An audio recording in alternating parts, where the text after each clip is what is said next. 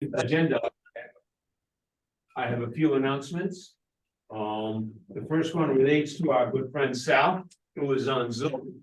Sal could not be here because he's in the hospital right now. Best of luck from all of us. Thank you. Good. What that means is the only two members of our 4-member committee who are in the room right now are Katie and myself. I've done some research, and John Bergeron helped me do the research because he's so good at it. And the truth is, we do not have a quorum today, which means we can't take any official votes. We can't take any official action. We certainly can meet and have a working meeting, which is what we're planning to do. We could not wait until yet another week. There were so many, I'll call them issues, whatever, things to talk about in the CIP plan. There's a lot of information, so I felt it was still worth having a working meeting with at least Sadie and I and Jack. And the other one, Carrie Ann, is out of town the next couple of days. So unfortunately, we don't have her, but she did send us her latest updated spreadsheet yesterday. And that's and we have printouts of it here included in the handout. So that's the first announcement. The second announcement is because Sal may not be able to be in the room for a while due to, I'll call them quarantine issues, whatever. That may not be accurate, but forgive me, just Jack may not be able, Sal may not be able to be in the room for the foreseeable future. So I reached out to the select board to see if we could get an additional member appointed to the committee, because that's the way that's set up. The members are appointed by the select board. It was not possible on this short notice to get the select board to meet and to agree on an appointment for an additional member. They will be meeting this coming Tuesday evening, and we will, and I no. The following, we don't meet on the 31st. That's a problem. Well then, Sadie, I would like to ask you if you can explore with Stephen and the other select, and I'll tell you why, and you'll see why in a moment. If there's a way to get together in any fashion to approve another representative. If not, this committee will be powerless for weeks. We will not be able to approve a CIP plan. Yeah, so we could only meet if we had a public meeting. And I know Stephen's not around on the 31st, and we don't have meeting space because we were waiting to do another meeting. We need to find a way to resolve that. I'm thinking He's actually out of town all week. Yeah. Next week. He's on the road. right. Can that be done by, maybe it can't be done by phone either, an appointment. No. That's a serious issue which we will need to follow up on. Because again, we won't have a quorum in the room for the foreseeable future, for weeks. When do we, Well, let me just say while you're. Yeah, please, Jeff, please. Get us here, then we're okay. If Tom, yeah, that's true, and Tom can make it next Thursday, and that was gonna be the next, that's Right. true. So as long as you and I and Tom can be in next Thursday, you're right, we will have a quorum next Thursday. And the select board meets on the 7th of November. Right. And in the meanwhile, it isn't like, I'll say, all of the work stops. Right. We're still gathering. We're gonna do the work, absolutely. meeting. Yeah, right. Right. Well, staff is still meeting with automobile vendors, leasing companies, Good. that sort of thing. Great, So that information is gonna come together. right. And it'll come together whether you're meeting or not, because we have course. to gather all Of the course, stuff you will, up. right. So as that information comes in, I'm gonna be preparing a memo, giving the Okay. detail Got about it. the vehicles, the Got it. buyback, the lease, the conditions of the lease, that sort of thing. Good. So you're gonna have that. I don't have all that today anyway. I'm Exactly. hoping to have a lot of it by this afternoon. Good. In which case we can tee it up and I can kind of spell it out in response to obviously Sure. all of the questions that this committee had. So that work's gonna continue. It's gonna continue, yes, I understand that, yes. Um, I was concerned that if we don't have a quorum in the room, we would not be able to approve a plan and go Understood. forward with that approved Sure. plan, so to speak. But other than that, I understand that the work. we're still gonna help you get to the Absolutely. goal line in a I understand timely that. way with the information you need. I just wanted to, and then from an announcement point of view, one more piece of that is, so the select board may meet on like November 7th. But I wanted to share that I will not be available because I'm gonna be out of the country from Monday, November 6th. I didn't know here. We're going on vacation, Monday, November 6th until Tuesday, November 14th. That'll put me out of action that entire week. And as far as quorum, out of action is one thing, but if we had a quorum in the room, that would be another, so it would make it even more difficult to get a quorum during that time period. So the sooner the select board can appoint another representative, the better, I think, in terms of being able to have a quorum in the room and so on. Yeah, I don't see why we. Someone wants to say something. Hi, okay, so, all right, I am not gonna be prohibited from meeting in places like that as long as I'm masked up. The only question is when those meetings are. Obviously, I have I probably won't get out of here until the 1st of November. Okay, You know, and then theoretically, you know, I could sit in the room. I'd probably sit in the back somewhere with my mask on and be fine. okay, well, we appreciate that. In any case, it would not hurt to have No, another. member, because right No, now- I don't think so. No, that's fine. I'm just saying, you know. Yeah, good. That's great. I appreciate that. Yeah. I would still ask the select board to pursue adding another member, so we'll have 5. That's fine. Because, you know, it's always more difficult to get a quorum together when you have 4, because you have to get 3 out of the 4. I mean, I think that our committee consists of 4. Right. Is that- It does. It's I don't 4. know that we would add a 5th member. We can't, there's no upper limit on the number of committee members, number 1. And number 2, you could always end up in a tie vote of 2-2 on something. Is this board elected? This board is, No. this board is appointed by the select board. So then we can appoint. And there was no upper limit on the members. We could have 5, 6, 7 members if we wanted. I'm suggesting it might be a good idea to have another one added, partly because I'm gonna be gone for a week in November. Sal, whether or not you're really, I mean, we appreciate your intention to come and we look forward to it, but what if you're not up to it? You know, what if? No, I understand. No, I'm No, perfectly I think fine it with would be adding a another member. Very prudent move to appoint one more member and have a 5-person committee for a lot of reasons, is what I'm suggesting. So I mentioned it, I'll be going, I think that's it for the announcements. As I said, we were not able to have the select board meet or appoint without meeting, so, at the moment, we'll go up with, one more thing, state law does not require minutes for a meeting, a working meeting like this, but recommends that we do them, and I plan to do them as usual. Sure. To share that information with committee members who are here or not here and the public, so, I will be doing minutes as well. All right, with that, we'll go to the agenda. Now, we can't vote on the minutes from October 10th. But I'd like to know if you have any comments, Sadie, while it's still fresh in mind as a member of the committee. Do you have any comments? Would you suggest any changes that you can recall on minutes from the last meeting? No. I think we just table that until. We will table it, I agree, but if you had noticed something and you wanted to mention it now, it would be better than waiting a week or 2, all right? Minutes of October 10th, okay, I'll say they're okay so far. Okay, because I wrote them and I don't know of any changes I would make. The next thing on the That's a good agenda. thing. Pardon? That's a good thing. Yeah. Well, I might put it on something. The next thing on the agenda says lease proposal, however, I did promise Chief Porter, because there is one item that we would like him to address, and I promised him that we would make him wait through all the highway department stuff, and they're not here yet anyway. So we're gonna go to item 6, which is police server replacement. Let me just state the question for a moment. The plan we've been looking at, the CIP spreadsheet that Kerry has been showing us since August, has shown one server being replaced at an estimated cost of $6,500. Last week at the, I think, budget committee meeting, correct?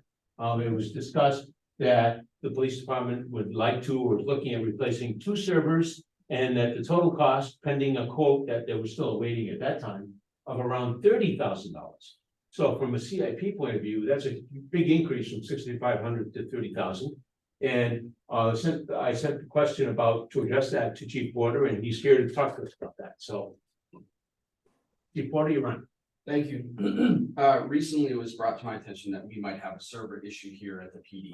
We currently operate on 2 servers. One server is strictly for our body camera and cruiser camera video, surveillance camera footage. So all of the video data that we collect from those cameras goes onto this one particular server. It is set, there's parameters set for different types of videos, so every 90 days, 120 days, whichever it is, it automatically erases that data. That one server is at 60% capacity right now, according to Alan. I met with him on Monday and I asked him to go over this with me. That server is okay. The problem is both of those servers are 5 years old.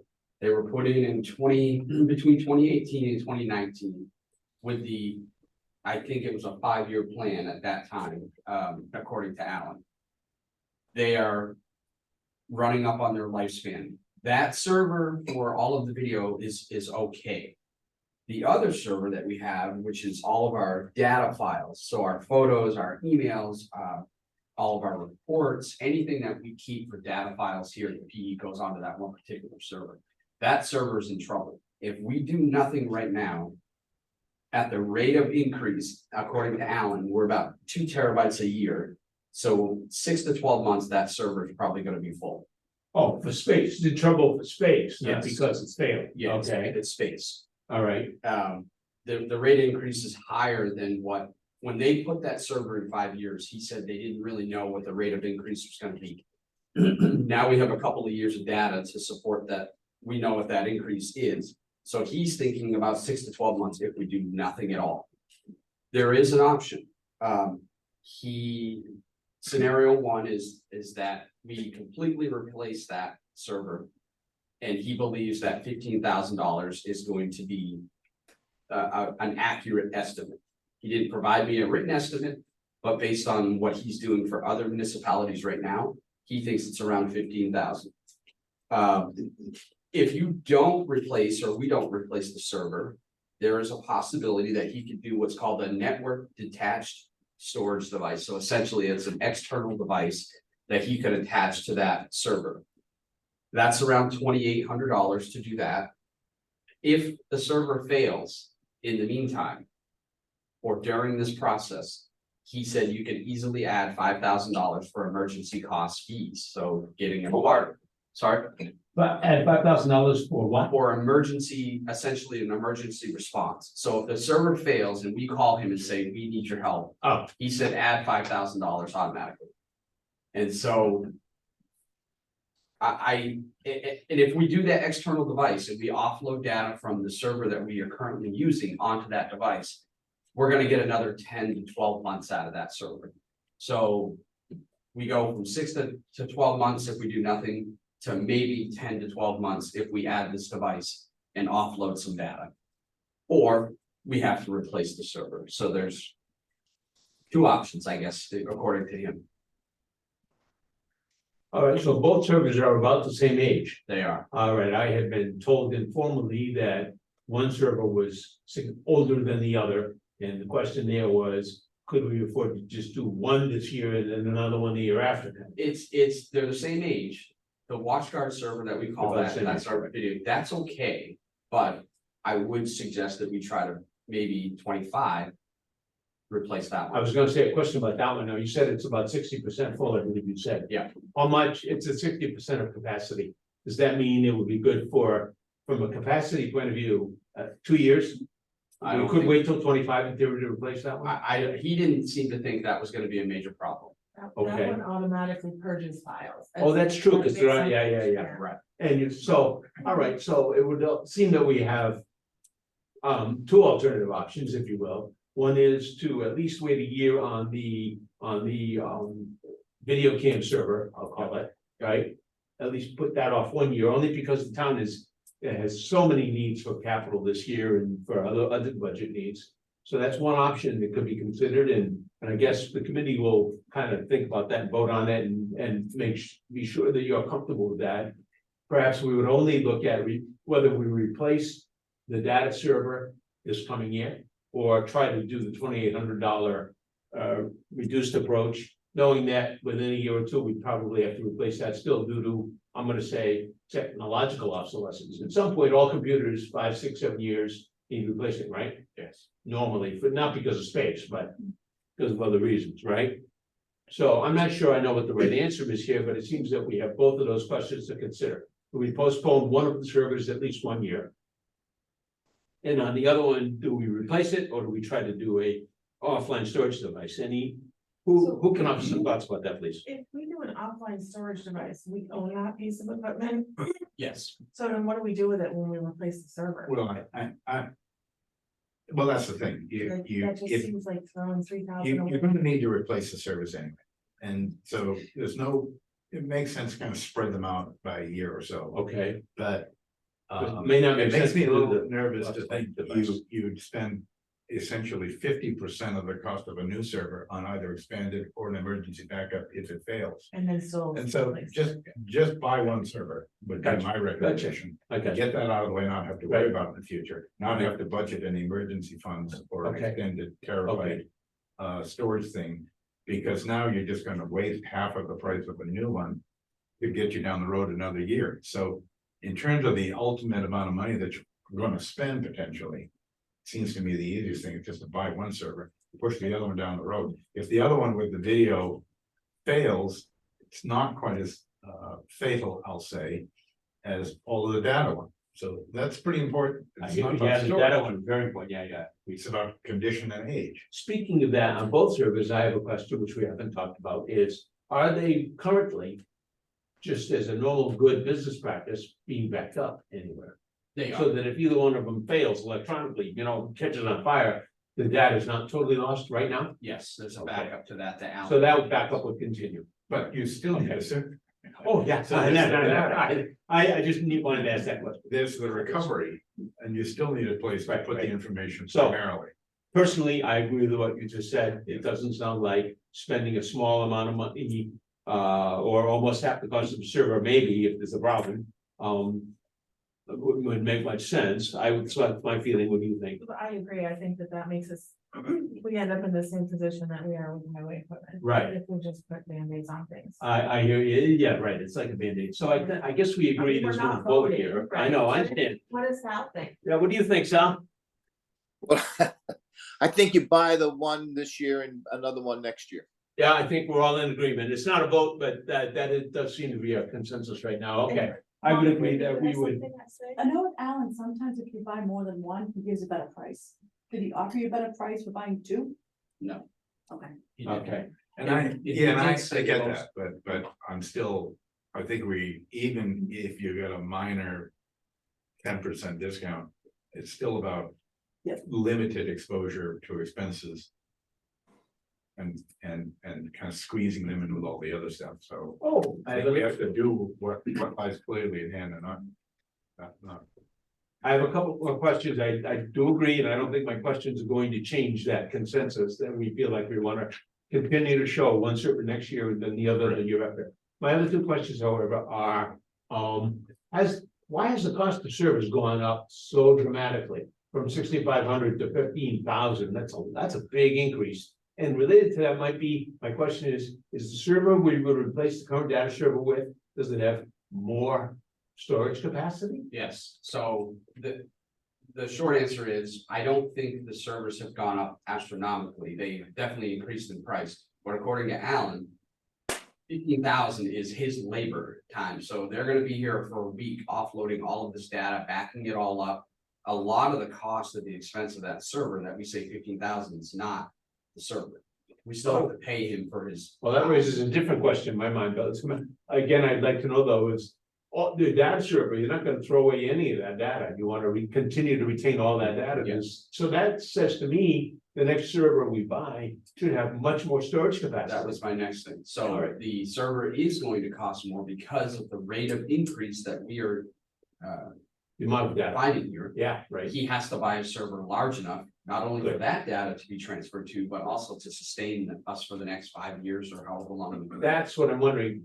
I mean, even at home, I had to go when I replaced my last computer from a 500 gig computer to a terabyte for storage. I mean, for those kind of reasons. It's all cumulative, the Yeah, data it is. never goes. Exactly. I know. It's a captive, listen, it's a captive market. Why does somebody with an essential product keep increasing their prices? Because you cannot function. You without can't function without that. I agree. I totally agree. Supply and demand. I'd like to, And of course, you've got a lot of additional components and materials that come from Ukraine. yeah, And so forth. So, go ahead, absolutely. I have Okay, so Ryan, the 15,000 is a piece of equipment or the total cost? It's total. Okay, because we need to know what the actual server is, because that's what we'll build into the plan for 25. That was my next question. 24, it will just be a function of the budget committee, because we won't fund your capital improvement, because then we can't get it back out Okay. to pay for it in I 24.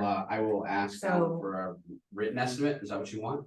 Yeah, we just need to know, because what we're putting in this plan is the cost of the actual equipment, and then when you have your meeting with the budget committee, you'll need to let them know, because they'll have to add for that in, like, maybe data processing line for his labor, and then. Let's use a good example. Suppose a computer is gonna cost 10,000. We want to put 10,000 in the CIP thing. And if his labor was gonna cost the other 5, then budget committee will put the other 5 into the general budget. Okay. So we need to know how much the actual computer is gonna cost to put in this equipment plan. And for what it's worth, we're also going to explore an option of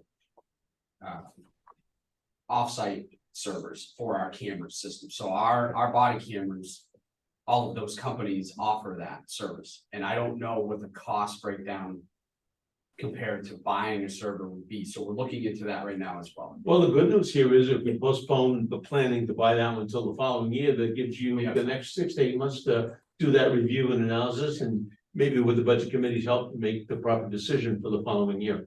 Got it.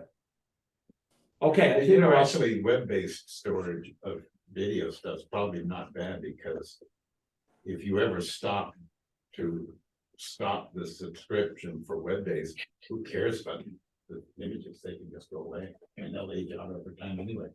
The data, and once you offload it, it's in somebody else's house.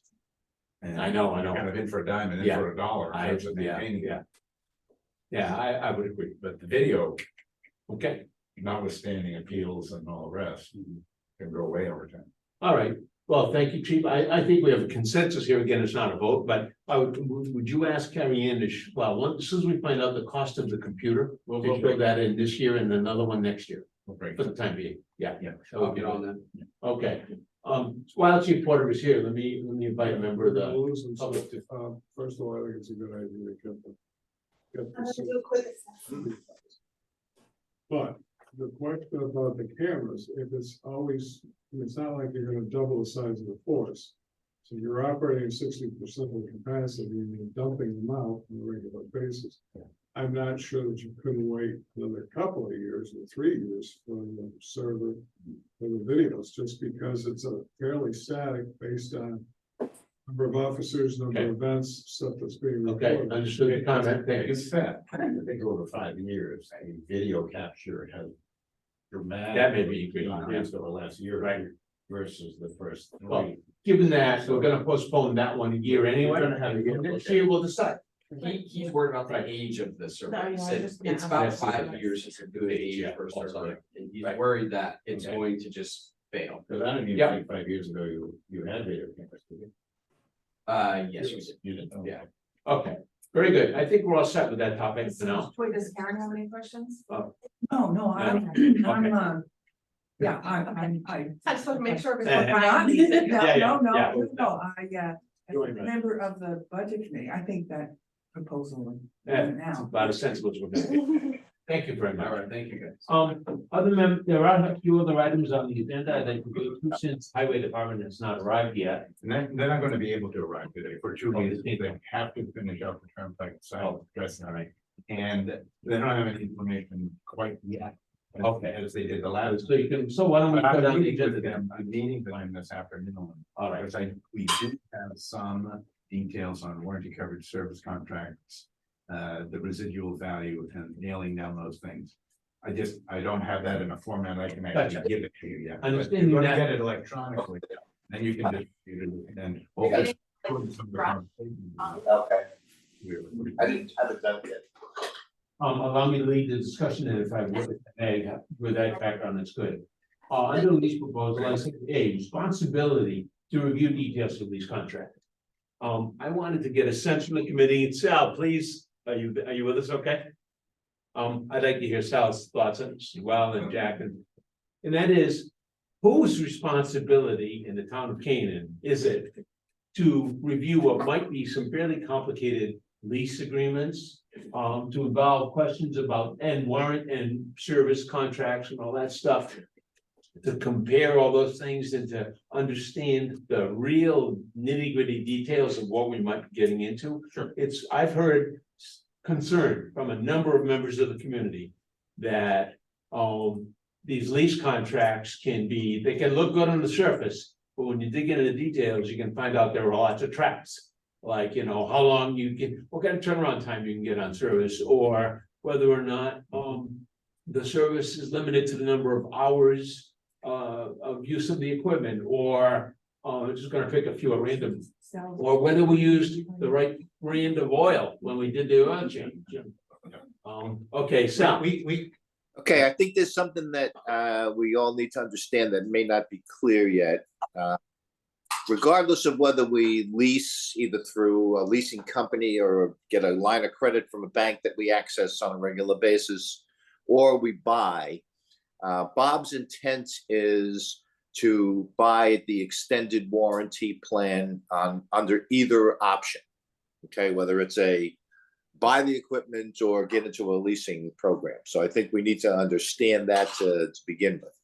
Your points, Claude, are all still valid. We need to assess all those things, but I just wanted to make sure that that's the extended warranty version of the world is going to happen in his mind, whether or not we're buying equipment or leasing equipment. got it. So the warranty question, the service and warranty questions really are not a differentiator among three options of buy, get a bank loan, or lease.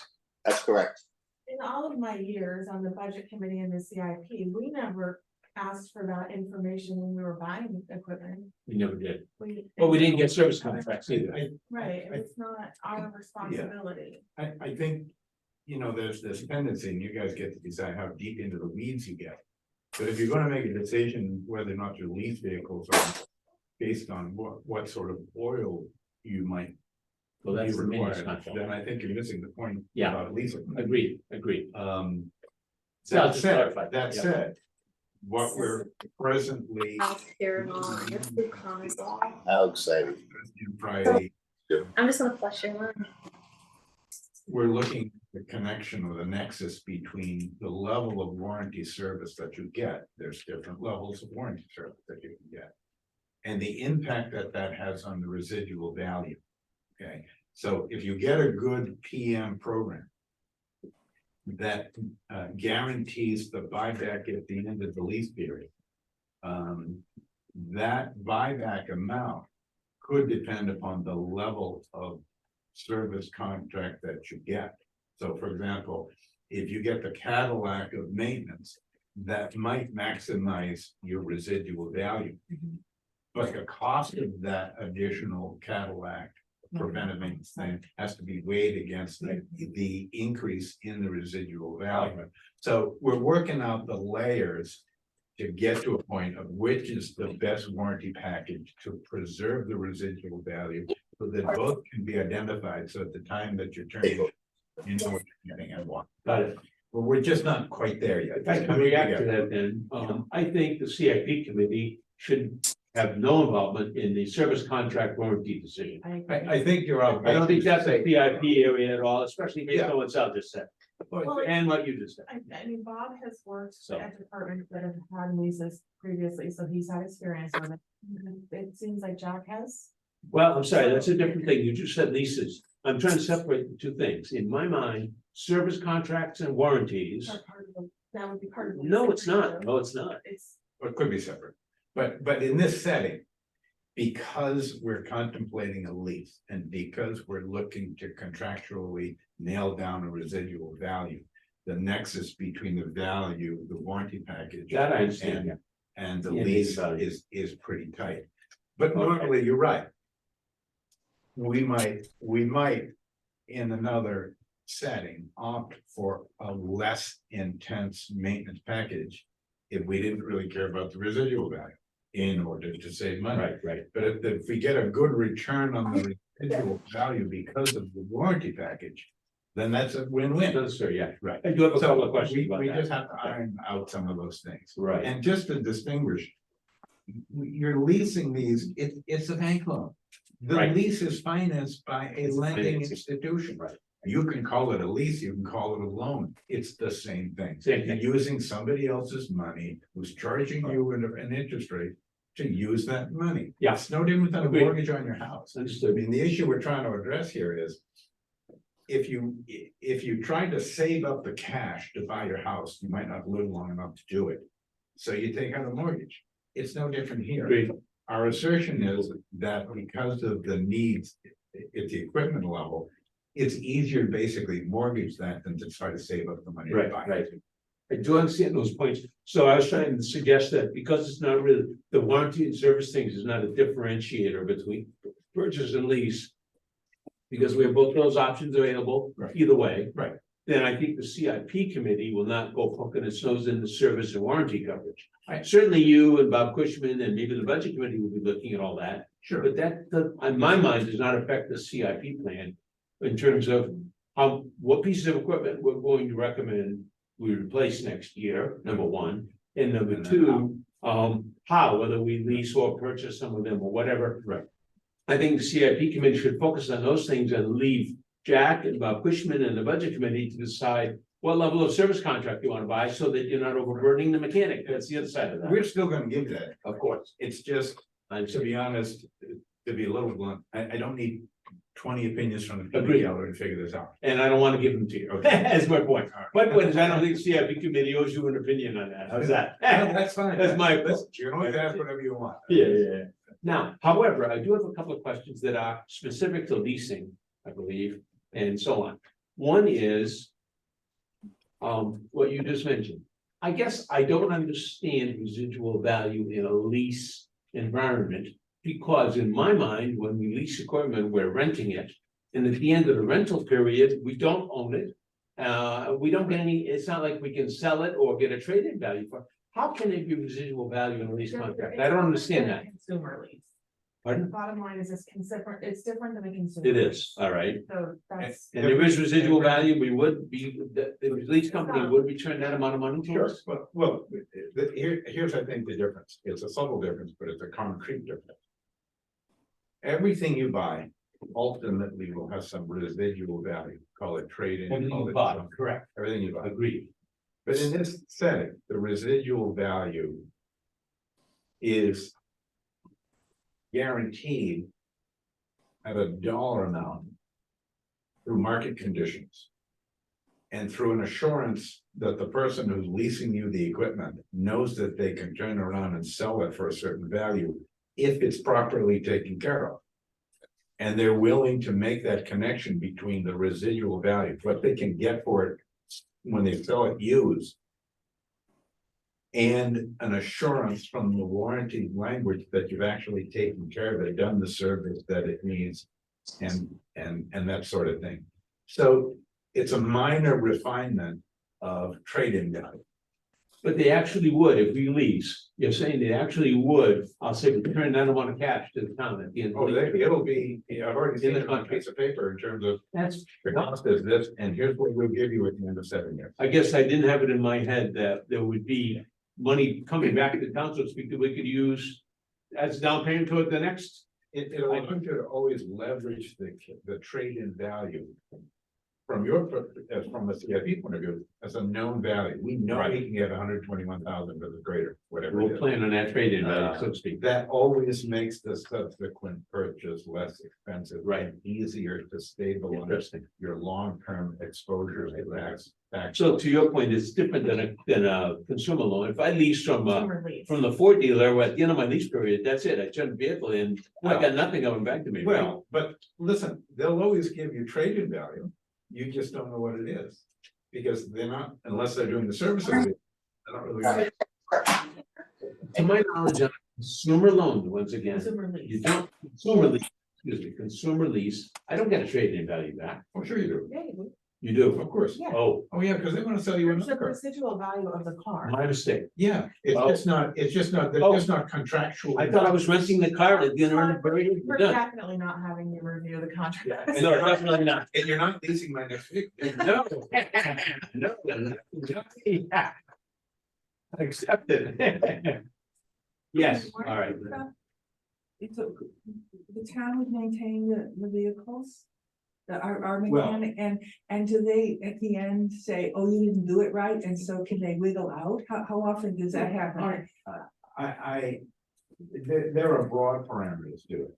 Typically, you're gonna take it to an agreed upon service location, could be the dealer. Mhm. We're gonna do routine oil changes, lubrications, the things that kind of we do on a normal basis. We'll have, general guidelines within which we do that. Usually it's just about the quality of the lubricants. Everything is about lubricants and motor, Okay, yeah. and the frequency, and all that's not. Mhm. So because you're outsourcing the major warranty and preventive maintenance work to the dealer or an authorized resident, there's not really a lot of room for this dealer. Okay, so you have to use the authorized, so do they pay for that, or do we? Oh, no, we pay that, that is part of the cost of ownership, Right. but we'd have to do it anyway. Yeah, So yeah, no, I'm just curious. if they say you need Quicksilver lubricants, 25, 40 weight oil in it. they'll be buying it. You like sure, but when it needs a major repair, it goes to the dealer for the It goes- repair, and we pay for that repair as well. Well, it's part of the warranty program. Oh, part of Well, the- certainly okay, not. okay, and they pay for that, okay, all right. The town would be responsible for routine maintenance, Regular. Yeah, no, I get that, okay, that I. oil changes and Yeah. tires. and Yeah, things yeah, like no, that. I, get it. Okay, so Yeah, but we- it and needs over a a, 7 needs year. a bearing or whatever my car needs, a bearing, that, That's covered. you already did, okay, all right, okay. Yeah. All right, I asked this question since. So that was my question about residual value. That was the question about warrant service. My other question, completely unrelated, which I've already shared with Carrie Ann, but I want to share it with you now because we were not able to do that is, well, let me start with an observation. At the moment, the current plan to lease 7 vehicles has been estimated by, and I'm looking at, Carrie Ann's spreadsheet here, and I think you all recognize this, at a total of $335,000 in change per year of lease Yeah. payments for 7 years. Yeah. That's the number on our spreadsheet. In addition to that 335,000, there's another line with 200,000 shown for CIP set aside to purchase some other items that we're not planning to lease, like roadside mower and a couple of others. Correct. All right, so all that's just the background. My point is, at that level, 335 plus 200, that's $535,000 per year of taxpayer money to be applied toward highway department equipped vehicles. Mhm. My observation is that up until a year ago, we were planning on 170,000 Mhm. for the current year. And it was all CIPs. I'm sorry, more than that, excuse me, I have to qualify that. 170 for capital, plus some lease payments of about 40,000 for a grader a year ago at this time, before we. So we were thinking, let me put the numbers more. It was 170 plus, we'll call it 40, which is 210,000. For the coming year. Mhm. Now we're looking at 535,000. That's a big jump. Mhm. What I'm trying to suggest, when I had it on the agenda, when I wrote item C2, Plan B. Well, I actually in one, I wrote down. We're going from 212 to 535,000.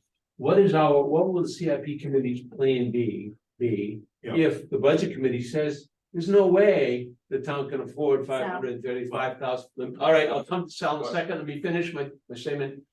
What if the budget committee says we cannot afford 535,000? Well, to that end, I'm not quite done. One more minute.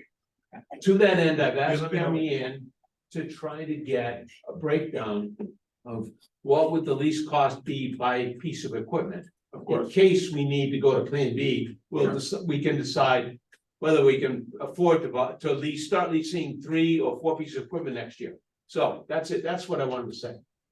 I know Sal had it. Sal? All right, so Claude, I think one of the questions that I have for you is, when you were looking at the 170 and the 40, right? Yes. There were certain items that were going to be purchased in certain timeframes this year in particular. Right. It appears to me, I believe that what we're doing here is we're accelerating the buy on a number of pieces of equipment. Is Agreed. that accurate? Yes, I feel the same way. Okay, so theoretically then, if we were going to accelerate the buy on the acquisition of those pieces of equipment and we move them into this year, whether it was a buy or a lease, there would be a much bigger number that would be presented to get that accomplished. Right. Okay, just wanted to make sure that I yeah, agree. apples to apples is what I'm trying to get. There's- Right? I believe there's one other factor besides acceleration. that would Sure. cause us To have to increase our capital reserves, and that is yet another year of not very good inflation. The projected costs of the equipment, for example, on the dump trucks, a year ago, we thought they were gonna cost, around 200,000, if I remember right. Now we're looking at 275 maybe. Right. So inflation has hit us, number one, and acceleration of some of the things we would have planned next year and the year after, perhaps into the coming year. All of that adds up to this grand Right. total of $535,000, which again, in the end, won't be the CIP committee's decision. It'll be the budget committee. It might say, It will be the voters. or the voters. It will be a warrant Yeah, article yeah. with the amount, and then the voters will either accept or reject that, and then we move forward. My concern, okay, go ahead. Let me just answer you. Yeah. That's the process that's unfolding right here. Yeah. If you say to me, us, that 335,000 is too much, tell us what the right number is. Because this process is, what can we afford, when can we afford to do it, and what does it look like? So we're starting out at 7, but it could be that we pull that back to 4. Correct. If the number is 270. Yeah. Well, let's let I know that. We'll rework those numbers. We'll change the pattern of purchase and lease. We'll change the history as it goes out. We'll rebalance the amount that you spend on a lease with the amount you're gonna spend on capital contributions. Right. And we'll just gonna smooth it out and smush it along. All that makes So- perfect sense. So that is what this process is. If you say, Yep. if the committee says, here's a better number, backing to this number, then that's what we'll try to do, and then we'll. So my reaction to both of those comments Yeah. altogether is, in the end. That decision of how much can the town afford, I think will need to come from the budget committee. In other words, give us that line, Well- I don't think CIP committee can say we're No, I gonna limit understand you to X amount of dollars. I believe, but let me finish if I may. So I believe you need that guidance from the budget committee, and to that end, one more thing I'd like to say. I was planning to go myself as a citizen, if nothing else. Or if we can get a quorum as a CIP committee to the next budget committee meeting, which is November 2nd, I believe. Yes. I believe it's November 2nd. Yeah, I'm not there. To, to give the budget committee an early heads up on what the numbers are looking like. And to get a feel from the budget committee where that ceiling might be. Sure. To help us help with that rebalancing, on the CIP plan. I don't think we can decide whether 300,000 or 400,000 or 500,000 is the right number. I really believe we need some guidance from the budget committee, I think. What do you guys think? I agree. Yeah. I think Okay. all should work collaboratively together. I think as a warrant article, it's not part of the budget that they're building, right? So in the past, when we've done these. I think you said, Hold up, we do ask the public to hold the comments, I'm sorry. But Maria, my concern with the warrant article is. If we put one warrant article out there, $535,000 to lease 7 pieces of equipment, if we were to put a warrant article like that out there. Voters say no, then we've got nothing. Nothing. My thinking is if the budget committee could recommend what an appropriate ceiling might be. And the warrant article would say the budget committee recommends this, 7-1. Then and if the number is 450,000, not 535. Perhaps there'd be a better chance of the voters approving it. I'm very concerned if we go out there with the biggest number of all on a warrant article and it's an up or down vote. I'm very concerned it'll get voted down. Well, I'm concerned about that too. I mean, So that's why I'm Yeah, suggesting we think about a plan B with some guidance from the budget committee. Bring the number down to something that the budget committee is willing to put on the ballot. They recommend this. Well, and certainly the board has been very clear with staff that. The budget is comprised of obviously the operating budget. Cut it off? And the overall. No, you cut me off. Yeah, cut all it's off. What happened? Oh, they're back. I do have, can I jump in for a minute? I'll let Jack finish and then yes. Yes, okay, good. So we're mindful of the gross overall impact in taxes to be raised. Right, That's of the course. goal we're shooting. We know you are, yep. Balancing the operating increase and the CAP so that you've got something, a message and a process you can convince the taxpayers of. So those are working concurrently. So, I mean, I think part of the CIP's role is to reach some agreement as to what's needed. A plan about how to get it.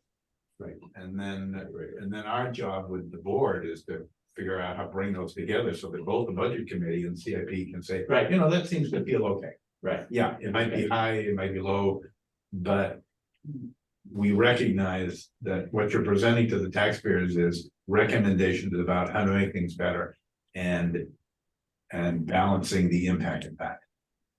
Right. Sal? Okay, Nate and I had discussed, and I can't remember, Karen, Mike, you might remember if there was a discussion at the last budget meeting about a joint budget CIP committee meeting to discuss this thing in particular. Did we have that discussion? Yeah. So Claude, maybe what you should do is have a conversation with Nate and, you know, see if you can, you know, figure out how to get that accomplished. Okay, so on that point, the committee considered it, and I believe they decided not to do that formally. What committee? But Okay, I remember us the budget talking about committee, it. Okay. the budget committee, not the board. I think there was concern about, gee, could you get people together? Well, whatever. So they did consider it. They did not formally accept it. So therefore, what I said a few minutes ago, at a minimum, I was thinking I would go as a citizen, not necessarily as the CIP committee, and with all of this publicly available information, and give the budget committee an early heads up as a citizen. If nothing else, at a minimum, I felt it would be wise to do that next week, November 2nd. And as a citizen, I could suggest to the budget committee that they establish a guideline that the CIP committee could try to live within for how much can the town really afford for highway equipment? If not 535,000, whatever, what can it be possibly?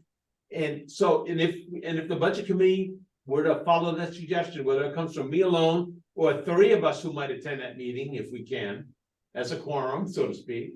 Either way, that would give us a basis to go forward and try to help do that balancing that you talked about, Jack. I totally agree, everything you said, there's a need to balance, you know, what's possible and so on. What I hate is the idea of going to the voters with the maximum amount and having it voted down. That concerns me greatly. The last thing I want to say about that is, and we will not be able to do that unless Carrie Ann is successful in getting the broken down lease costs. Sure. As opposed to the one big fat number. I talked to her a couple days ago, obviously she didn't have time before she went on vacation, but I think she will. I just wanted to mention to you if you could follow up on that. Of course. The only way anybody's gonna be able to do that balancing act will be if we know the lease cost by piece of equipment. Jake, guys, I also have another point that I wanted to make before I was done. All right, go ahead. Okay, and when you're figuring out this, because you keep running around with that $535,000 number versus some other number, there are some other mitigating factors when we buy the extended warranty program. There will be, you know, things like, you know, less downtime, more efficiency on the equipment, those kinds of things, less cost.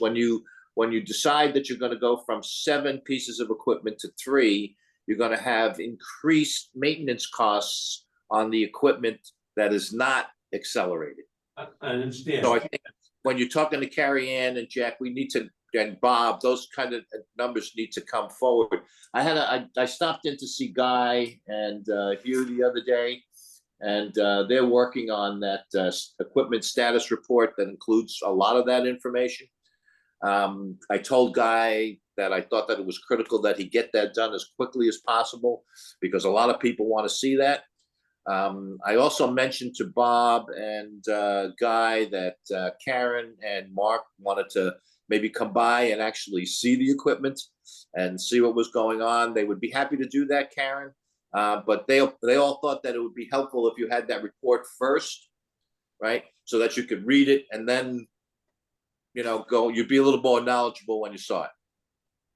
And I don't disagree, I think that if we could all get together in the same room, that's fine, but that's why we have a member of the budget committee and a member of the select board on this committee, so that they're bringing information back. I'm sure Sal's bringing this information back to the budget committee.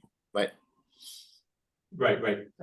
To try to get another member of the budget committee was more so that we will be able to, No, more when reasonably you're- able to have a quorum in the room. No, when you're saying Not bring that, the but yeah. CIP to the budget committee meeting, and Oh. this information is not secret. No, it's not secret, right? It is public, true. We have members of the, True. we have a member of the budget. Right. There. Understood. But- All right. Yeah, Madam Chair. there are two other members of the budget committee sitting here right now who are also No, listening. yeah, correct. And, as chair, I'd like to, Agree. using our new policy, at this point, because this Plan B thing has so many different avenues, I'd like to invite some comments from the members of the public who are here. So if I may, Karen first? The item has been addressed, so we're talking about how much money is the budget committee gonna be comfortable with. And yes, in the bottom line, I agree with that, but my frustration with this whole thing, or the question I have is, which equipment do we really need? So I know we need a grader, because that came up last year, and that's cost X. And I know, but I don't know whatever else we really need, and it would be nice to have 7 maybe. Shall address, But- and just that's address just the way what you you get were to that. Just saying, I just wanna Yeah. reinforce that, that although the budget committee, we're talking about money. My first question is, what are we talking about? Do we need 3 dump trucks? Do we need, we need a back, last year we needed a backup. What do we really need and Right, why? what are And the that, issues? that we- Go ahead. from my mind, starts with that basic piece of information. Right. And you say, oh, we need 7 pieces. Oh, boy. Okay, how are we gonna do that? Or we could do with 3. It's like with this, with the police server. What do we really need now? And how are we We're gonna do waiting that? for, yeah. Money, Yeah. and and I guess that would be for the CIP to say, okay, this, there's, and then down the line. That's. Thank you. Mike? Yeah, a couple of things. First of all, I agree with Karen. Sal. And I'm not sure if this is the case. Have you received a review of the status of the equipment from the highway garage? We received preliminary assessments from Guy, a month or 2 ago. Yeah, no, they're working on new ones, Mike. Say I'm again? gonna say if it's working on the old ones, then you got a problem. But the long and short of it is that you were talking about whether you ought to have a function to look at leasing and all that. I don't think that's a requirement for a CIP committee. So identify the pieces of equipment, the condition of the equipment, and develop a useful life of the equipment with planned reacquisition. And when you did last year, this whole business about doing of identifying what the standard was for inflationary increases over 10 years, applying that inflationary increases to every piece of equipment in the damn budget. So you had some idea what the future looked like. That was really comprehensive. There's no question about it. I looked at it a month ago. And it was really thorough, and that addresses what's the current cost, what's the projected likely to cost beyond industry standards of increases over the last 10 years, including huge inflationary increases. And what's the current status of the equipment? You know, how many hours, what kind of condition is, what does it have for repairs? That's all valid for the CIP committee. Okay. And I've looked at the documents which you've all provided me, which I requested. And it's about as confusing as you can get at the moment. And I appreciate that Jack is working with Bob to get the numbers and the final numbers. And that's a good thing to do. Whether you need to make that decision about the leases or not, here's the problem. If you're gonna have a warrant article, and it's gonna be voted on in March, and warned and argued about the deliberative session, it means you gotta have all those numbers.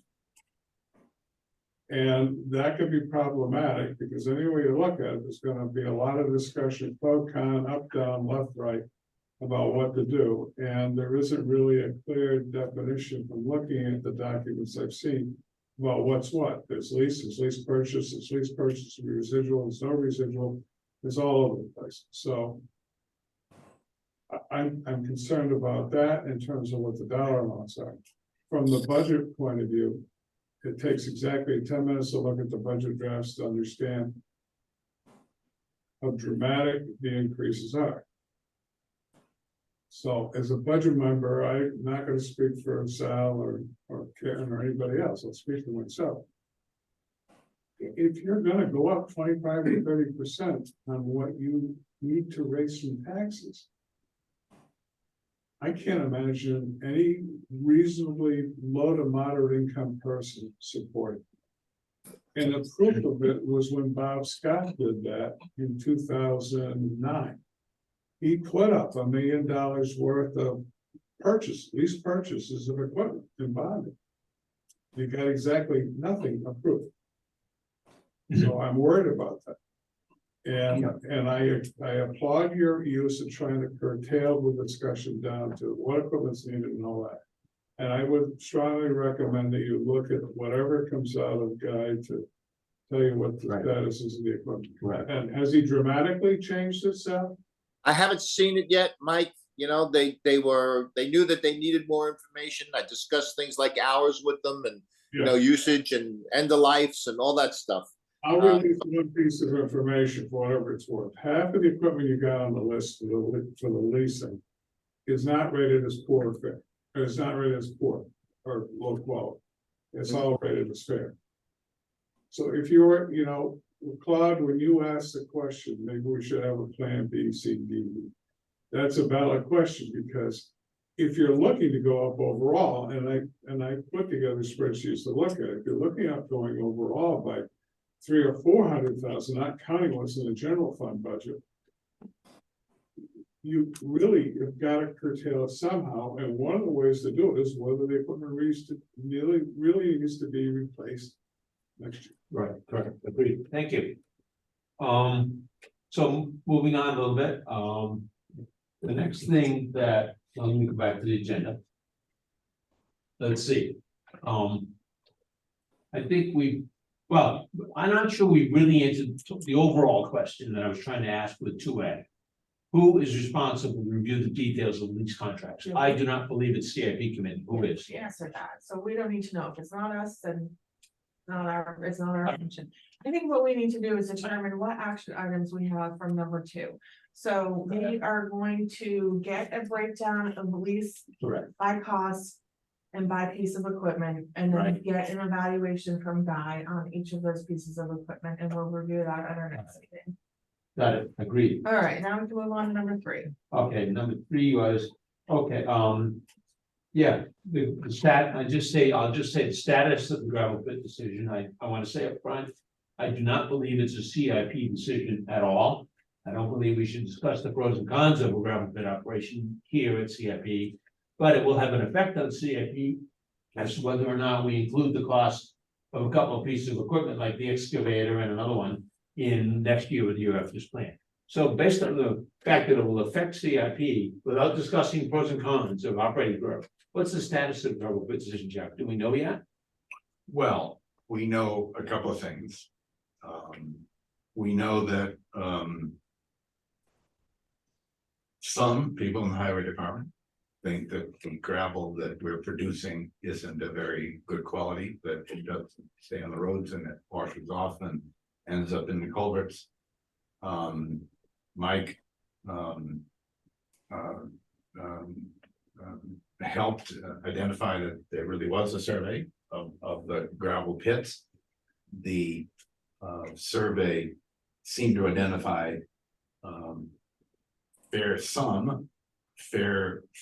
fairly good soil for road purposes, either sand or road quality stuff, whatever. Yeah. I guess the interesting question is that we didn't have anybody that was aware of that survey. I'm not convinced as I sit here today that to access the gravel that the survey identified as potentially useful, that we know where that is on the site. So I can't tell you that we're actually even digging in the right site, because there's a lot of the acreage that at poor quality stuff, So- which is exactly. More to the what point, the when will complaint we is. know whether or not, which So, way you're gonna go? What we're and- trying to do is we to do a work CIP with plan. the firm that produced the survey to come and actually talk to us about it. Right. And make sure that we're digging in the right areas that produce at least the best quality gravel that that site can produce. Right. That said, the fact that you have a survey that suggests from the engineers that there's useful soil there would cause me to not recommend, me personally, not recommend abandoning the pit until we know more information, which means that you'd continue to do what CIP, whatever CIP needs to do to maintain the bulldozer and the excavator and whatever the stuff is that's out there that So otherwise. if I could react to that, you're right, I hear you saying a tentative plan would be, for the moment, to continue operating the gravel pit. If tentative plan, that could change down the road, I understand, yeah. but if that's a tentative plan, just to use a visual. I would suggest that you ask Jerry Ann to put, where she put X's, to put the values of those two pieces of equipment back in the plan. The only reason for the X's was because she was told the gravel pit would be shut down and those would not be needed. So if the tentative plan is to continue to operate it, I would put the values back in the plan. Exactly. That's all, that's what I would ask. And that's really from a Because I don't know CIP the- point of view. Yeah, and I don't know the answer to that question. Right, We were certainly under the impression that there was no survey. There appears to be a survey. Now the answer to the question is. there's more work to do. Yeah. Are we digging in the right spot? Correct. Have we exhausted it? And then the answers to those questions will ugly. But I don't think, that's not gonna happen. We're not gonna get that answer in the next couple of months. Good. So Then I would suggest you don't put the think numbers it- in here and plan to replace that equipment. Yeah, At some point in the future. I don't think that closing the pit is right now defensible because I don't have enough information. Agreed, understood. And if we're not gonna know for sure in the next couple of months, then my point again is CIP plan to reflect the value of the excavator and the bulldozer that are used there. Yeah. As opposed to be having X's in it. That's my only point from a CIP point of view. Okay, But again, that's not my decision. That's. Agreed. that's a I didn't say- decision that comes from the board and you guys. correct. Well, I don't think CIP will decide on that. Well, The board, certainly, maybe the budget committee, I don't know. think the numbers should go back in there because Yes. that will also be a consideration when we look at. It the will be, overall right. urban Okay, the next item is road reconstruction. Hang on, can I ask you a question? Again, I do not want to discuss the merits of operating a gravel pit or not in What do you know in what CIP. until I ask? Okay, go ahead. Okay, the comment I have is about the use of an excavator to clean the road. Okay, forget the road. All right, So I would ask everybody to go look at Albert, all the other hills, West Farms Road, Fernwood Farms Road, Stevens Road, and look at what we did for ditching over the last 15 years. You do it here. It's the. We had a pass water under the ground. okay, And a backflow does not get you down 4 feet. And I think it's a mistake, I'm just saying, I think it's a mistake to abandon the use of an excavator in the preparation and the reconstruction. Serious reconstruction of dirt roads, which Okay. means digging ditches, put in new base, put in fabric and build the road. so two things to summarize on that is, one, we've already decided to put the excavator numbers back in the plan. Number two, before we ever remove those numbers, if we were to decide to, abandon the gravel pit, I would ask you to have the highway superintendent review more carefully the need for the excavator Sure. outside of the gravel pit. sure, of course. All right, okay, And That's- also the cost of if we can rent it, and that would be. right. I don't think it's You indication, know, yeah. I hope we can resolve, I'm not sure we can. The broad consensus that the dirt we've been using out of the gravel pit is not good. And the roads are in uniformly. I haven't heard anybody say anything other than the roads are in terrible shape. We have to figure out why that is. So if there's good soil out there, I want the engineering company to tell us where it is. Of We need to be able to course, of find course, it, see of if course. it's, Yeah, yeah. if it's valuable. Yeah. Because if it isn't, then that's gonna bring that question right. Tom might as well take the excavator not used only at the gravel pit, and we need to keep our road I'd reconstruction. like to reserve at some point discussion of that, because I would at least like to make the point that while several people and many people at the highway garage said that that sand was bad, I think it's also fair to say that at least the guy that was digging the sand said there's nothing wrong with the sand. Just put that in there. That is the issue. Who's got the right opinion? Yeah, right, correct. Probably the guy that's Okay. actually. We need to move on. Item 4 on the agenda, road reconstruction. I am not entirely certain, although I know that Mike in the past used to include that as a as one of the sheets in the spreadsheet. Because it happens every single year, road reconstruction. It becomes, it's funded by the general budget. It's never funded by capital reserves. But it's funded by the general budget and by state DOT funding, block grants. I am not sure in my mind whether it even belongs in the CIP scope, and I would like to hear from others. As to whether or not we should I mean, we always used to look at the plan Mike laid out, we'd nod our heads, say yeah, and move on. There's no equipment for us to assess. There are, it's a standard, by the way, our definition of capital is something that is not annually recurring. That is in the definition of capital. It's supposed to be over $5,000, not annually recurring. And so it's supposed to be equipment, things with a certain life. I don't know that it's intended to do asphalt. What do you think, Jack and Sadie and Sal? I think it's important that it's planned out somewhere. There's not a capital reserve account for it, so I don't know that it belongs here. That's, yes, it should be planned out. Yes, the question is, does it belong here? Yeah. Well, the other, I don't think it's a clear answer, and I don't think it needs to be. I think it needs to be somewhere. Yes. I think the citizens need to understand, accept, and agree that a certain amount of money is gonna be spent on the roads every year. I don't care where it is. But that said, if you, for example, wanna spend $400,000 a year on paving, you're only spending that once. Each year, you're buying new paving. So the expense may recur, but it's for different asphalt. Okay, Right. different road, yeah, So yeah. the asphalt has a value that is depreciable over some period of time. Okay, Just like a capital asset. okay, It's a little different because it's not a nut or a bolt or a motor, okay. but I think. Yeah, I don't think it matters. I think either the CIP or the budget committee needs to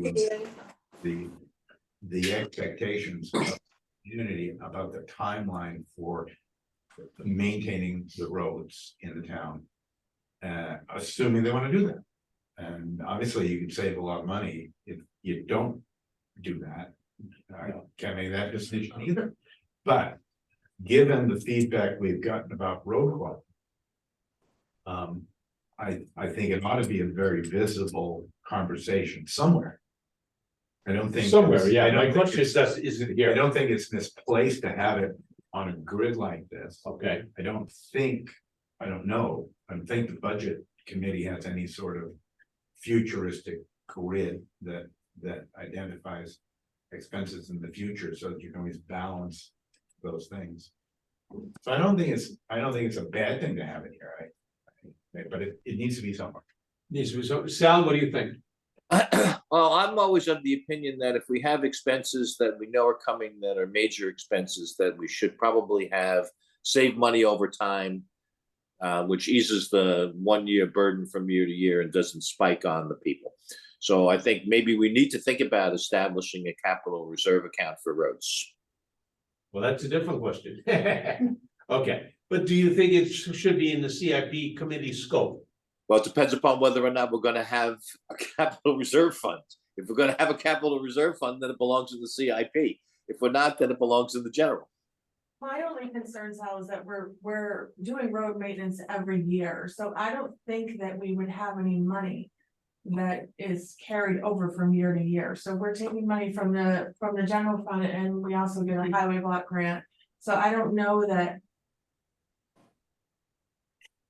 that's just my concern. I don't think that we. I understand, Sadie. I think that I think there is, there's an irregular ongoing maintenance, if you will. Right, so we know that, but there are roads that we know we're gonna, like South Road is coming up and, some other roads that we may want to pave. Do you know what I mean? And so if we're thinking about paving more roads, then we're gonna have to come up with some money at some point in time, right? Done like we're doing now with, we just did the Turnpike, right? Where there's a certain piece of that we have to come up with the funds for. So Sal, I'd like to pick up on Sadie's point with one example. The Sure. advantage of a capital reserves set up with CIP, a great example, I think, is a fire truck. When you're gonna have to buy a fire truck, it's gonna cost, I don't know, $700,000. Right. You save money each year. You save 100 this year, 100 next year, 100 the year after. You save money ahead of time, so that Sure. when the time comes to spend the 700,000, that money carries over from year to year until you need to spend it on the fire truck. I think Sadie's point, and it's my feeling as well, that on roads, the town can afford to spend X amount every year to build roads, whatever the town decides. If that number is $200,000, what will we do? Save $200,000 this year and spend the 200 next year? And then save 200 next year and spend it the year after? What advantage is there? We're not building up savings towards some big expense the way we would be with a fire truck. Therefore, of what use are capital reserves? Right, no, I understand your point clearly. Again, but I'm not talking about the standard maintenance of roads of 200,000 every year. Right now, there's a couple of things. Number one is there's some thoughts going around that we have 21 miles of paved road, and other people are saying we have as much as 39 miles of paved road. So I think number one, just as a general road issue, we should know what that is, because that's going to impact what we're going to be doing, providing for maintenance. I asked Bob Cushman to drive around and measure the roads. So he's supposedly on Saturday coming up, I think. Yeah, Saturday. He said this Saturday coming up, he was going to drive around and measure the paved roads so that we have an accurate count of the paved roads. So that will help in terms of figuring out what our costs are going to be at least every year. The point that I was trying to make, if there are other roads that we're going to convert from a dirt road to a paved road, and we have a plan for that, right? That would be an unusual expense for whatever year we're planning on doing that. And that would be something theoretically that we could start a capital reserve fund for. Okay, I hear you. So to the question whether it's CIP scope or not, perhaps annual maintenance of roads as they exist would not be, but perhaps planned upgrades in the future, like a dirt road going to an asphalt. Perhaps it would belong in CIP. Yes, that's my thought. All right, we will certainly consider that, and as. Yeah, it's not something we need to figure out today. No, agree. Well, we can't vote on it today anyway, so, Well, we couldn't determine it anyways. Right, I think correct. creating a capital reserve has to go to the voters. yes, it would have to. Well, the point would be when we propose one of the voters, I would ask the committee if we want to do that or not. So we'll have to think about that and perhaps vote on that. All right, Can I ask a question before we move on to that part? okay. So historically, there was exactly what Jack said. There was a delineation between putting a culvert in here or a signpost there or whatever. Historically, there was so many miles a year that was devoted to digging up old road, putting in new road base, putting in fabric, the filter to put on the bottom and putting on new base and new drive portions. That was in capital reserves. It could be why, because you're planning it long term. Historically on paving, you had so many miles of road. You have a certain wear factor. If you got, 300 cars a day on it versus 10 cars a day on it, that went into a capital reserve for paving. So I'm just pointing out that that's the historical reason why it had nothing to do with day-to-day maintenance of dirt roads. It was for long-term planning, just like buying a new fire truck. Yep. Of when to do it. I just want to clarify, you said it went into capital reserves. That's not actually the case. It went into the plan. That's correct. Right, There actually was a capital reserve account, but there was a decision made before my time to set aside funds in the operating budget to make sure that that money got rolled in the form of obligations. So you could take the money from 2 years, put it together, or take the federal money, take the state money, which has a longer period of time, and put it together. So you could do it over, you could have a schedule of roads published. And then the town reports 20 years ago, there was a schedule of which roads were coming up for major reconstruction. The last item on that topic of highway reconstruction is, Jack, I would point out that Carrie Ann has a sheet, but I don't believe any of the numbers have been updated. And in particular, could you try to get an estimate of what we think the state block grant amounts will be in future years. We don't have that yet.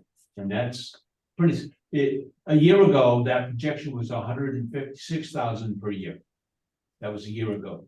Every year, the projection used to go up a little bit as everything else does. So I think it would be a good idea if you could get an estimate from DOP, what the expected block grants will be. Well, it's mostly from, what is it, Senate Bill 2, I think, that usually funds. It's a useless exercise. It's the legislature, whatever they feel like doing, half of the year is based on. Somehow the Yeah. previous TA gave us an estimate. Yeah, We the only put that thing- in the The spreadsheet. only thing we can do is look at the history and maybe do a 3-year. There you go. average or something. Do something. Yeah. Yeah, and we need an estimate Yeah. that you've reviewed, please, of what the expected future block grants might be. I know it's just an estimate. Take a low number, be pleasantly surprised if they. Got it. All right, the next item on the agenda is number 5. The application of EMS department dedicated capital reserve funds for the ambulance. I'll give credit, Mike brought it up. He noticed that we had $60,000 planned every year, starting, each year. In fact, we did it last year, to put into CIP capital reserves to purchase an ambulance. Mike spoke to John Hennessy and I followed up. I bumped into him yesterday. John Hennessy agreed that there was a separate fund within the EMS finances that has almost enough money in it right now to buy the ambulance. I think he said 197,000, and the ambulance cost next year is projected at 202. So we do not need, and John agreed to this yesterday, to me personally, we do not need to have a $60,000 CIP capital reserve set aside next year. We may not need it the year after either, 1 year at a time, so to speak, but we certainly do not need that 60,000 next year. So are you suggesting, as I understand this, about, you'd say there's 197,000, he says, in a fund that the EMS controls, that is for capital, that they plan to use to buy the ambulance. Okay. That might get you an ambulance. Well, But 202 then you- is the cost. Well, again, Yeah. that's just that doesn't include any of the required equipment nor the stretcher.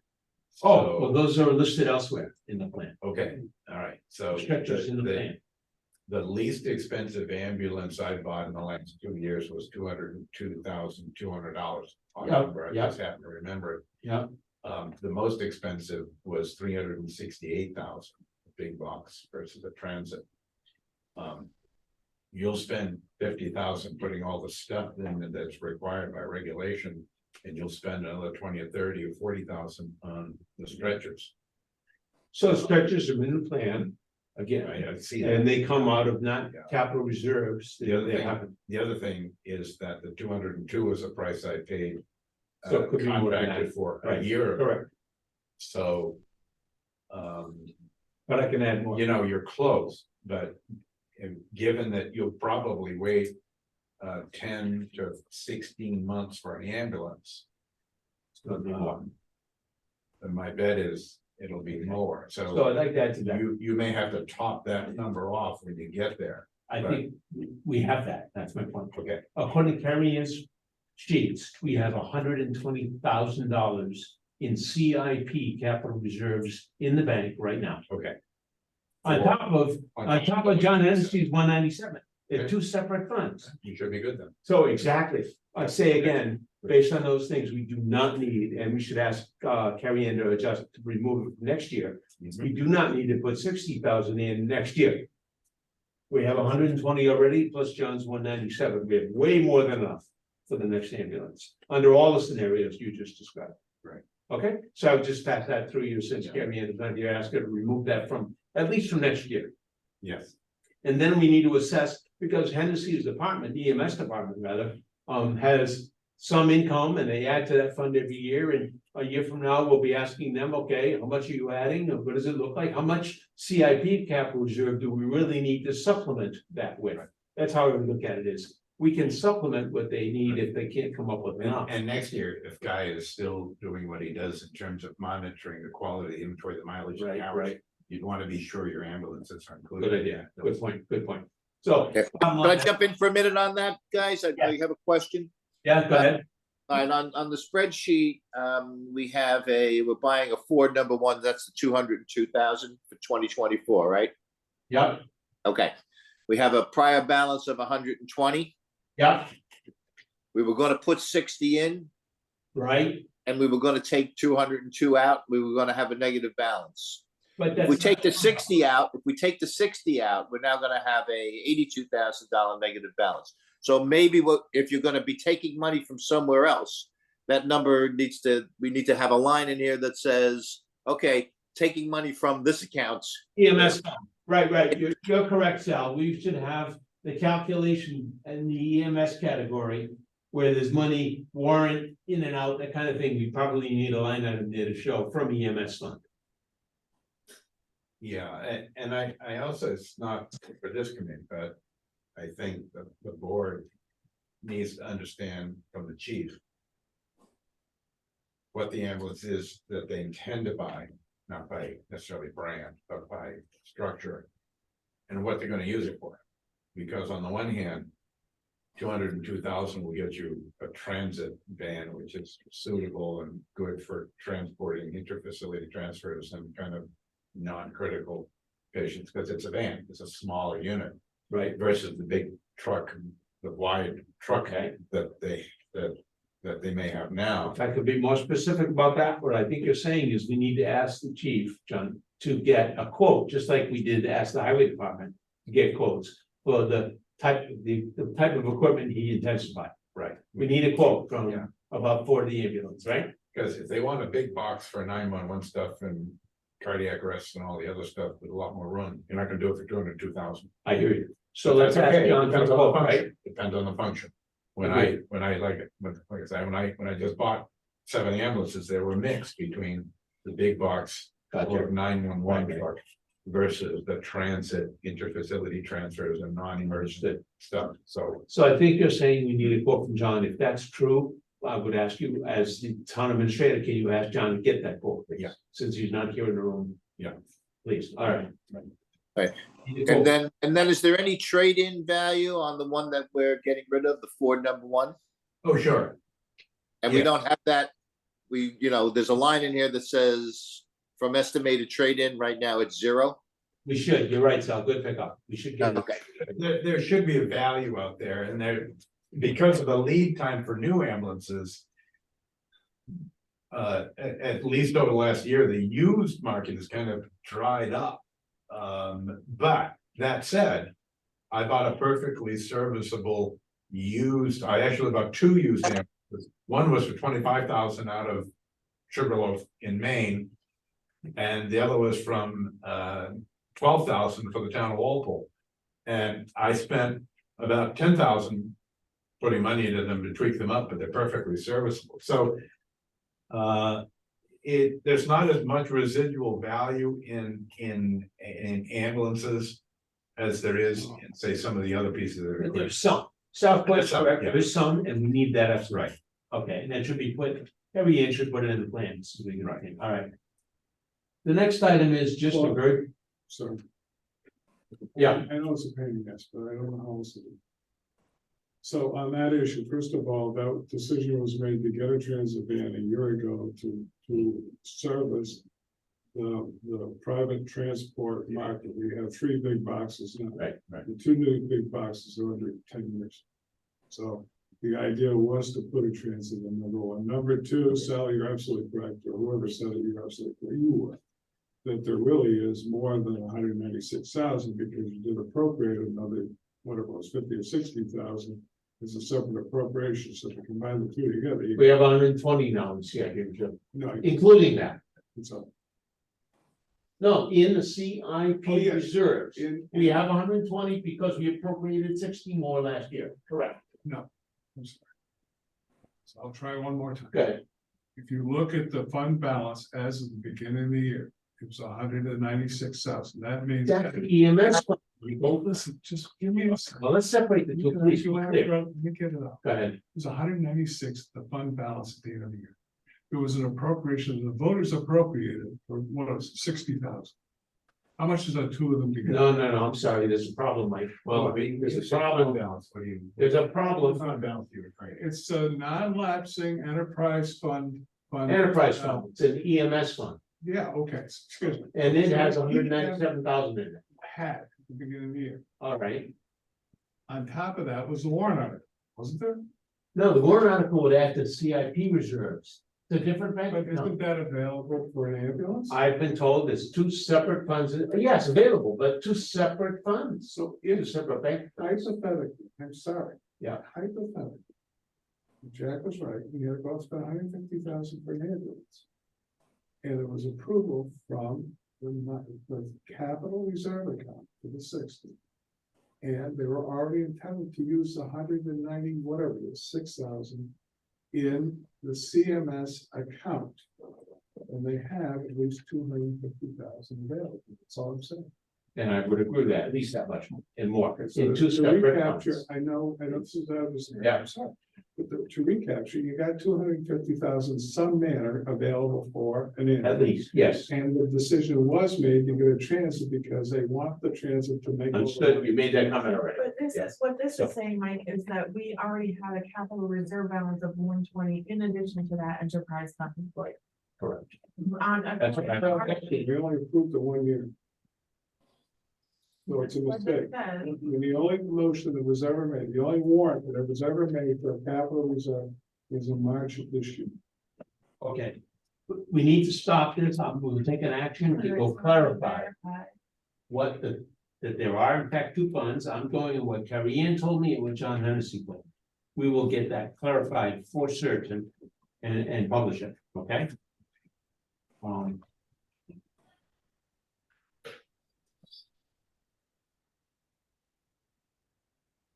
But EMS, it's called an enterprise fund versus CIP reserve. And we will clarify that since the question has been raised. And we'll move on to the next item. The transfer station. And bridges, and then that's about it.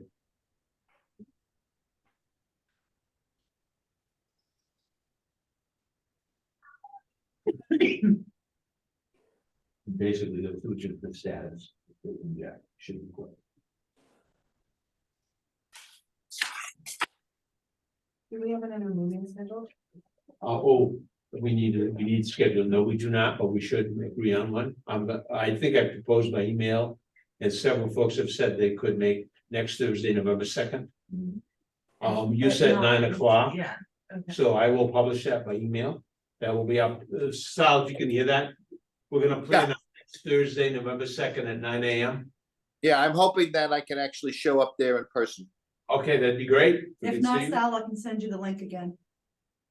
Yeah, yeah, that's fine. I just dial, I don't need the link. I use the meeting ID and the password. But Next it's Thursday. all right. It'll be noticed as usual on the website and everything else, but at 9 AM.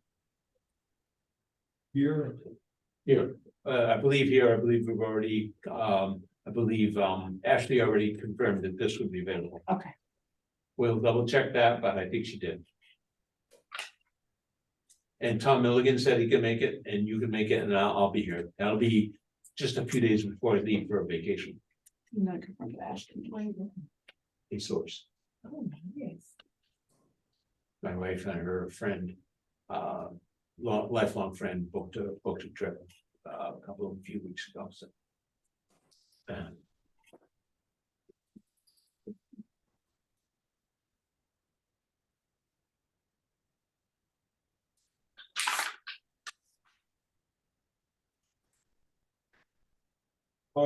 Yes, I'm sorry. yes, One thing that Jack said, just to make it clear on the stretchers.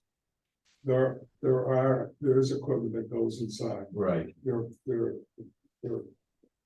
prepared for separately from the ambulances. right, They're roughly, between $40,000 and $100,000 a clip. That's why they're Yeah. up there. right, and they are in, And they don't need to be replaced in the near future. right.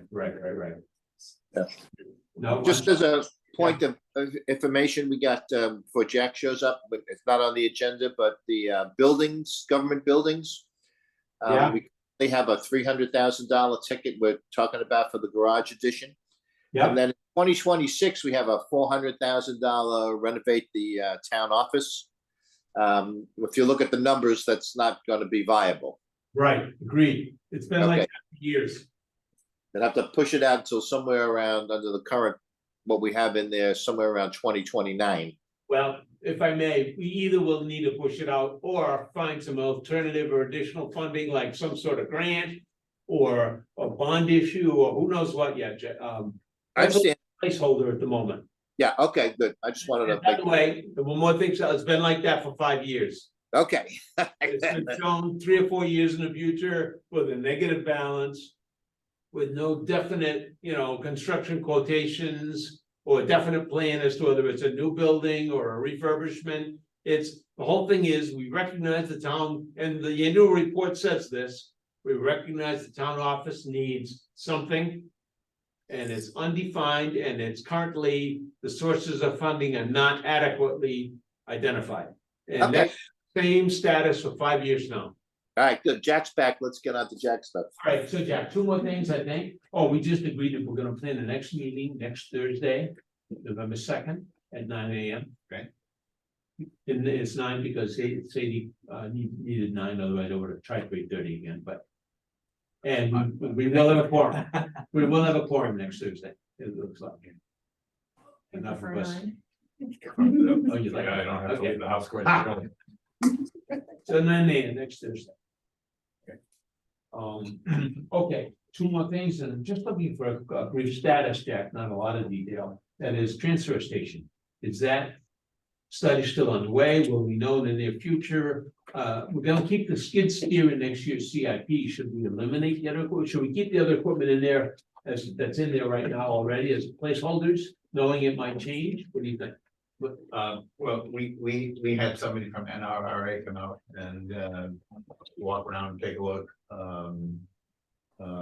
Dan was there at the meeting. They have sent us a report. We haven't had a board meeting yet, so we haven't really had a discussion about Right. about that report. What's the outlook? We may not have an answer in the next couple of months, right? A real firm decision. Well, I'd like to try to find something to do this year. We do have 40,000, at least 40,000 in the budget that was appropriated last year.